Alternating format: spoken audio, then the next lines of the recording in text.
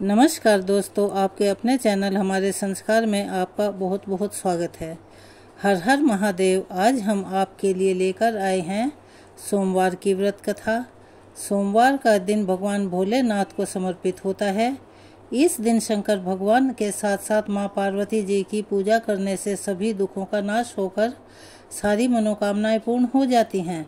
भगवान शिव बहुत ही दयालु हैं, इसीलिए उन्हें भोलेनाथ, भोले शंकर भी कहा जाता है।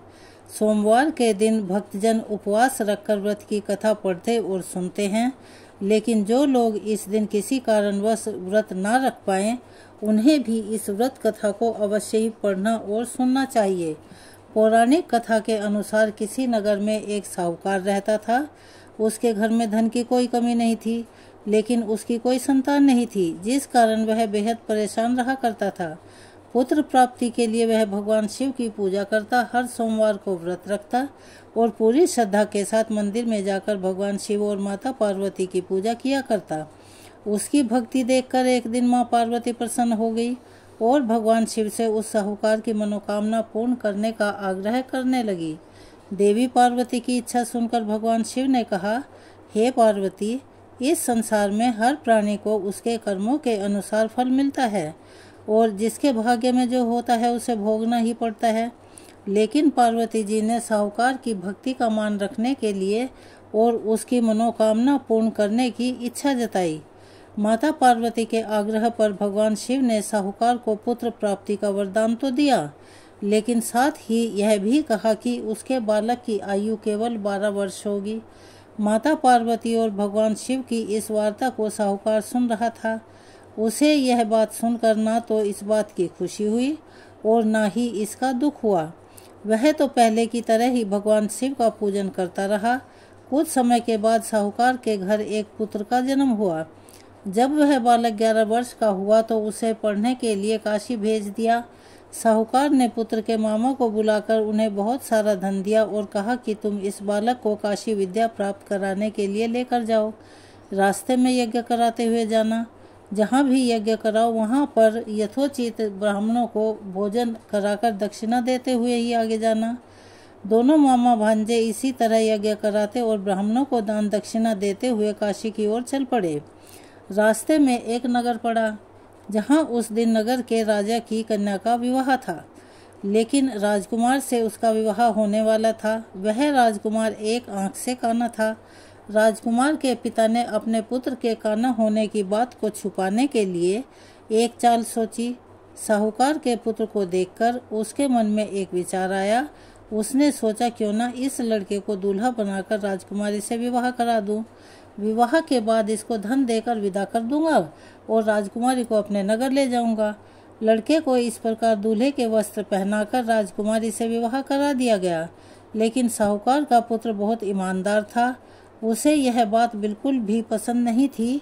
उसने अवसर पाकर राजकुमारी की चुनरी के पल्लू पर लिख दिया कि राजकुमारी, तुम्हारा विवाह तो मेरे साथ हुआ है, लेकिन जिस राजकुमार के संग तुम्हें विदा किया जाएगा वह एक आंख से काना है। मैं तो काशी विद्या पढ़ने जा रहा हूँ। जब राजकुमारी ने चुनरी पर लिखी हुई ये बातें पढ़ी तो उसने अपने माता पिता को यह बात बताई। राजा ने बात जानकर अपनी पुत्री को विदा नहीं किया, जिससे बारात जैसे आई थी वैसे ही वापस चली गई। दूसरी ओर साहूकार का बेटा और उसका मामा काशी पहुँच गए। वहाँ जाकर उन्होंने यज्ञ किया। जिस दिन लड़के की आयु 12 वर्ष हुई, उसी दिन यज्ञ रखा गया। लड़के ने अपने मामा से कहा कि आज मेरी तबीयत कुछ ठीक नहीं लग रही। सुनकर उसके मामा ने कहा, तो तुम अंदर जाकर सो जाओ। शिवजी के वरदान अनुसार कुछ ही क्षणों में उस बालक के प्राण पखेरु उड़ गए। मृत भांजे को देखकर उसके मामा ने विलाप करना शुरू कर दिया। संयोगवश उसी समय शिवजी और माता पार्वती जी उधर से जा रहे थे। पार्वती जी ने भगवान शिव से कहा कि प्राणनाथ, मुझे इसके रोने का स्वर सहन नहीं हो रहा है। आप कृपया इस व्यक्ति के कष्ट को अवश्य दूर कीजिए। जब शिवजी मृत बालक के समीप गए तो वह बोले कि देवी, यह तो उसी साहूकार का पुत्र है जिसे मैंने 12 वर्ष की आयु का वरदान दिया था। अब इसकी आयु पूरी हो चुकी है। सुनकर देवी पार्वती के मन में ममता जाग उठी।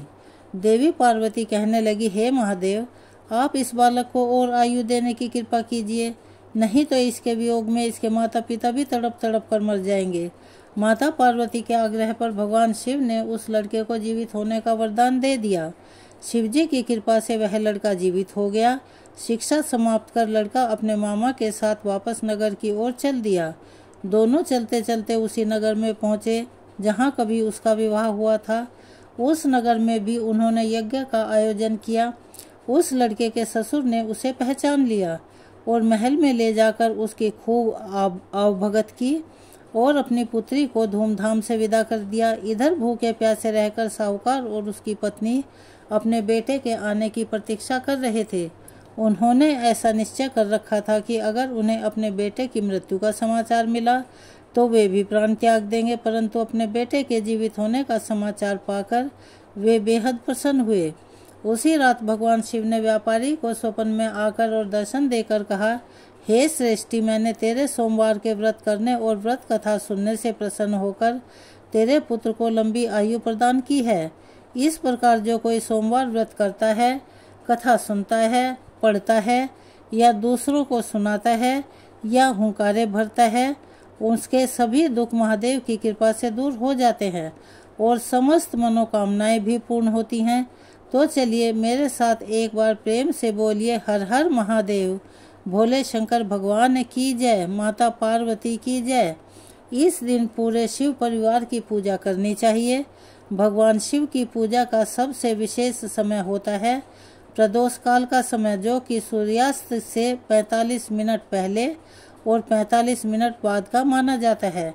जब भी आप सोमवार का व्रत करें या कोई भी अन्य व्रत करें जो शिव भगवान को समर्पित हो, शिव से संबंधित हो, तो प्रदोष काल के समय ही विधि विधान से पूजा करें। शिवलिंग का अभिषेक करना चाहिए। सोमवार के दिन भक्तों को सुबह जल्दी उठकर स्नान आदि से निवृत्त होकर साफ स्वच्छ वस्त्र धारण करने चाहिए। अगर संभव हो तो आसपास शिव मंदिर में जाकर शिवलिंग का जलाभिषेक करने के बाद व्रत का संकल्प लेना चाहिए। इसके बाद भगवान शिव और माता पार्वती जी की विधि विधान से पूजा अर्चना करनी चाहिए। धूप दीप जलाकर भगवान शिव को गंगा जल, भांग, धतूरा, बेलपत्र अर्पित करने के साथ ही माता पार्वती को लाल फूल अर्पित करके सिंदूर भी अर्पित करना चाहिए। हिंदू शास्त्रों में ऐसा वर्णित है कि सोमवार के व्रत में 3 पहर में केवल एक बार ही भोजन करना चाहिए। भोजन में भी केवल फलाहार लिया जा सकता है। इस दिन जहाँ तक हो सके नमक के सेवन से बचना चाहिए। सोमवार के व्रत में भगवान शिव की पूजा की जाती है और इस दिन व्रत करने से भगवान शिव प्रसन्न होकर अपने भक्तों की झोलियाँ खुशियों से भर देते हैं।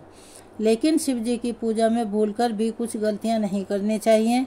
जैसे कि शिव जी की पूजा में दूध से जलाभिषेक किया जाता है तो ध्यान रखना है कि गलती से भी उसे तांबे के लोटे में लेकर दूध न चढ़ाएं। तांबे के बर्तन में दूध डालने से दूध संक्रमित हो जाता है, अर्थात विषैला हो जाता है, वह चढ़ाने योग्य नहीं रहता।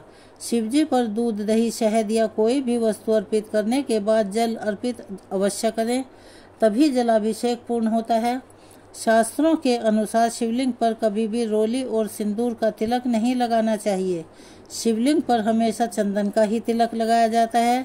शिवलिंग की परिक्रमा करते समय मंदिर में आपको ध्यान रखना है कि कभी भी पूरी परिक्रमा नहीं की जाती है।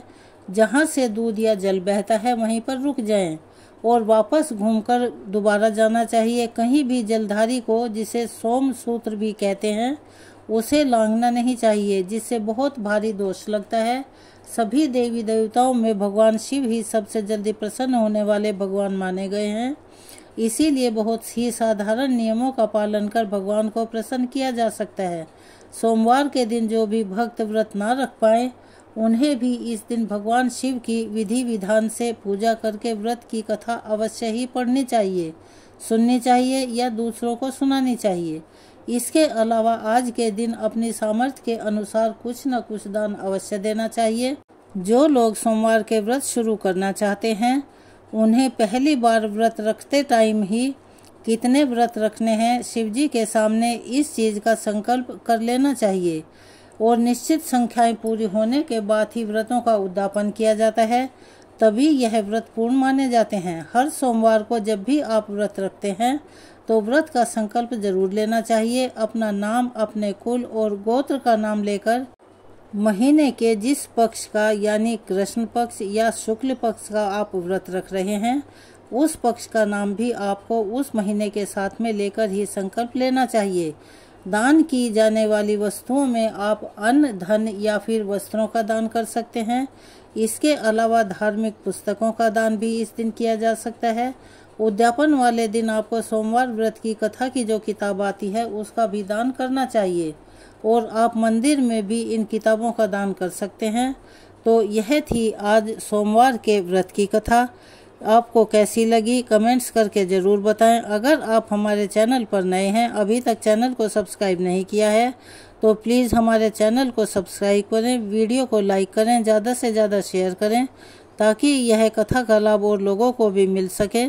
बेल आइकन को दबाना ना भूलें ताकि हमारी आगे आने वाली वीडियो की जानकारी नोटिफिकेशन के जरिए आपको मिल जाया करे। अपना प्यार और सहयोग हमें ऐसे ही देते रहें। कमेंट्स बॉक्स में हर हर महादेव, जय मां पार्वती की लिखना ना भूलें। धन्यवाद।